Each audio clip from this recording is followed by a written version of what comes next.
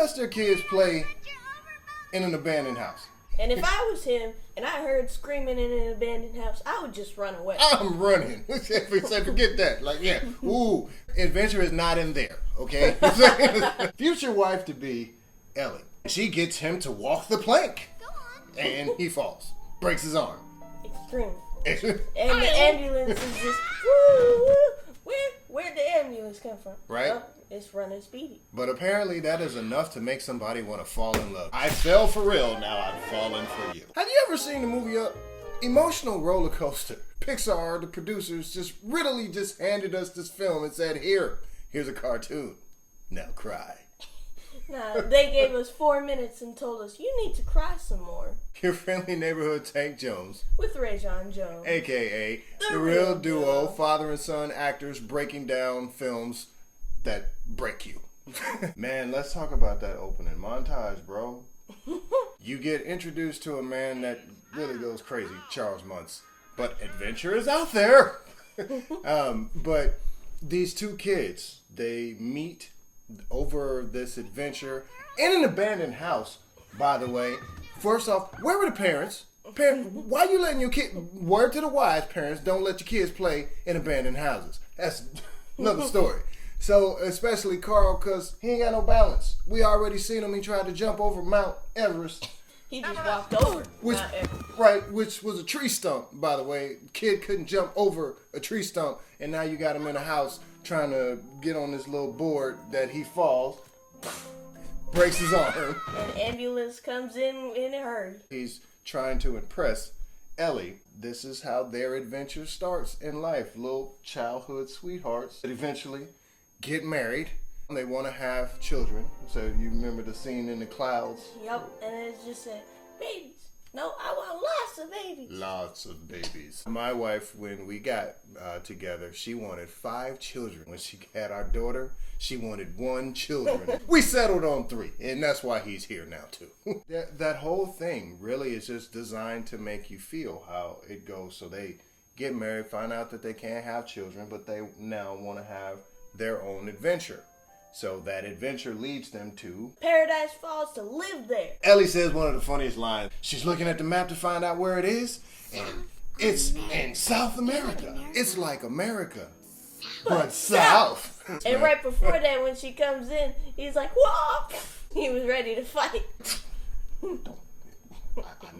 I know something. I don't know what I know, but I know something. How this whole thing comes about, say when they find out that they can't have kids, when they do their own adventure, when they decide, okay, we want to go over to Paradise Falls, and then they start saving up for it. And then they keep on breaking the can because they got all sorts of injuries and problems. That's how life is. It always seems like there's something that comes up, and we're almost there. We gotta get, life never not happens. And they start forgetting about it. They get older, decide, hey, we've never been there, so now it's time to go. And that's when Ellie gets really sick.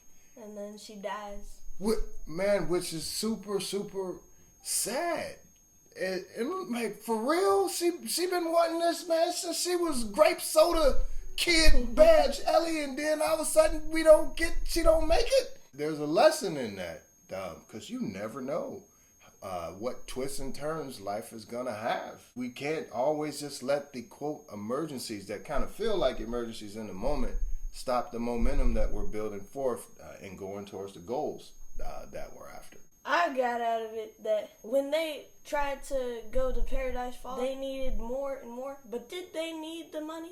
Or was there another way that they might be able to get the money to take care of those emergencies? I think them going on that adventure was an emergency. So we get a chance at that point to see Carl as he's going to be for the rest of the film. Old grumpy blockhead Carl. Carl's really got a square head. I think Pixar was making that to make sure that we knew. He's a blockhead. He's a blockhead. I say, hey man, ain't nobody got a head unless you're playing Minecraft. If he's not in there, y'all should put Minecraft, y'all should put Carl. The whole city is building around him. This is all he has left of his Ellie. Yep. So y'all ain't taking me nowhere. He takes his house everywhere. Yeah. And I mean everywhere. We do mean everywhere. When he finally gets in trouble and he's gotta go. Balloons. 1 billion helium balloons. And the house floats. And there was a bunch of helium cans around his house and no worker noticed. I'm just saying. For Carl's transformation, we get introduced to Russell, the kid who never stops talking. Are you in need of assistance? Are you in need of assistance? No. Russell's not annoying. He's just a kid, and he's looking for connection. And he finally finds Mr. Fredrickson, and he's like, ooh, this person is wonderful. Right. Oh. Comes to the house looking for his help the elderly badge. And you see in Carl's house, he has all of these locks when he gets in there. It's like click, click, click, click, click, click. That's my dad. My dad, if you ever go to my dad's house, my dad had like 15,000 locks. I remember when I came to live with him the first time in Arizona where we stayed. I kid you not, he had at least 7 locks down the thing, and this click, click, click, click, click, click. You ain't getting in that house real quick. That's what that reminded me of. It reminded me of my dad. Russell, we find out through the course of the film, he hasn't really been chatting with his dad. His dad is always missing. Russell needs kind of a fatherly figure, and Carl never had kids. This is his chance to really be a mentor or kind of like a father figure that he didn't get a chance while his Ellie was here. Ellie is now the house. And now he's too focused on the house that he can't see that he needs a new relationship. So does Russell. The house is flying off to South America, and Russell is on the front porch. Please let me in. No. Why didn't he knock sooner? Let me in. This whimsical adventure start. Russell's already trying to tell him that's a cumulonimbus cloud. How you say it? Cumulonimbus. Cumulus, I say that should be my new tongue twister for when we're teaching acting. Man, I ain't forget it. They run into a storm. Euphemism for life. Knocks him off course. All of a sudden wakes up in South America. He's now in America, but South. But South. As an actor, how the animators drew his face when he realized where he was after coming through the clouds and he saw this was Paradise Falls.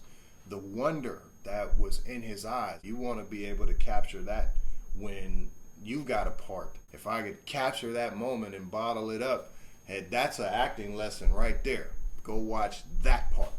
The thing that hit me about that relationship, think about what we're doing right now, father and son. You have this kid and the dad is missing the whole gift and the joy of having a relationship with his son because he's out there trying to conquer the world. But what is the purpose for me so I can spend more time with my kids? That's what brings the joy in life. And when it's over, most people wish they had more time for relationships and things like this. Another one of those emotional things. Let's get back to the movie. Comic relief. Hi there. I just met you. And I love you. Doug, the first time we get a chance to get introduced to him. That looks like a dog. Sit.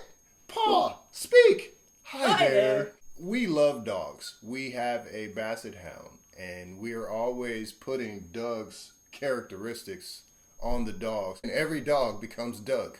The big snipe. Kevin. Who was technically not real. That's why Mr. Charles Muntz, who went crazy, Mr. Adventurous out there, tries to kill everybody. That's why he went crazy, was because of Kevin. He's able to summon this bird with chocolate. Who doesn't get summoned by chocolate? I want some chocolate right now. Can we keep him? Can we keep him? No. Carl likes saying no a lot. Yes, he does. Just like most parents, right? No. But it's a talking dog. How many of y'all actually would, if you had a real talking dog, would say, squirrel! A dog. Squirrel! A dog's favorite dream is for every squirrel in the world to die. And that was Doug's joke. But right after that... It's funny because the squirrel gets dead. Yep. But right after that, Carl says talks to Russell as if he's his own son, and he says he helps Russell understand why he did what he did. And in my opinion, that is a really heartfelt scene because that means it's like the kid that he's never had. Yeah. And so I think that was a really emotional scene. When Doug finally faces off with the alpha, we know that the alpha is a pipsqueak every time, and he sounds like Albert in the Alpha, yes. And so and then Doug finds out a smart way over fighting. So he hides behind the wheel. He finds a different cone of shame that's really just speaker. Right. But he waits for the alpha to come over, and he's like, "Get this cone of shame on!" And all the dogs are like, "Ooh, he wears the cone of shame." And sit, you dogs. And he's like, "He's the alpha now." I am not alpha. I am. Oh wait. Oh. And that's the smartest decision I think a dog has ever made. So I think my new favorite dog is the Doug's. Is Doug. Everybody needs a Doug in their life. After Ellie's passing, you see people, Carl is talking to the guys out front who obviously want their house because the city is growing around them and all you got is Carl's house left. He can't let go of this house because it represents Ellie. Yeah, it represents Ellie. It's basically a house. Ellie is in this house. That's all he has left of Ellie. So they see this cranky old man all the time. But in real life, you never know what somebody's story is. Look at all the adventure and the stuff that they had planned and how he got to where he was. For me, that's a signal to talk to people. Talk to your elders especially, because they have so much that you might, grandpa, grandma, they're just cranky. Yeah, I don't talk to them.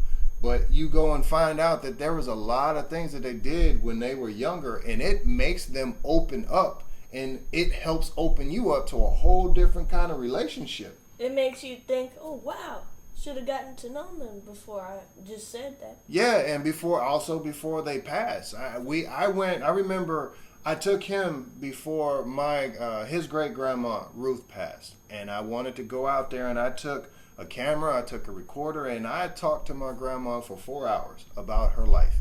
I wanted to be able to capture that before she passed because it was her 90th birthday. And you don't know how many birthdays you have after that. And man, did she had a lot to say. And he got a chance to experience that before she passed. And it's a memory that hopefully you'll continue to have. And if you forget some of the stuff, I got it on video. Getting the opportunity just to see what was really right in front of you. And Carl was finally able to release that house. It's a great film. If you're doing stars, 5 out of 5. If you're doing 1 out of 10, giving it a 10. It's a great film. Well, 9.5 because I wasn't in it and they ain't asked me to voice it first. It would have been better. I'm just saying, y'all can give me a call for the next one. I can voice a different dog. Gotta be in the second one. Gonna be in the second up. Up 2. More upper. When Russell's the old man. Right? When Russell's, that would be hilarious. You can't watch Up without walking away and feeling something. It's just not possible. So that's the reason. It makes you feel all of the feelies, if you will. So we recommend it. We recommend, I don't care if you've seen it 10 times, watch it for the 11th time, laugh again, say all the classic lines again. We laughed. We cried. Yes, we do all, say still to this day. So if you want to get all those feelies too, make sure you go watch Up again. Comment below on your favorite moment of Up and let us know what it is. Also, let us know what's the next movie that you might want us to review. We'll take a look at those, and we'll keep these reviews coming. We thank you guys for supporting. Share, like, subscribe. Anything else, Peanut? Yes, adventures out there. Oh, nice. I like it. All right, take care of you guys.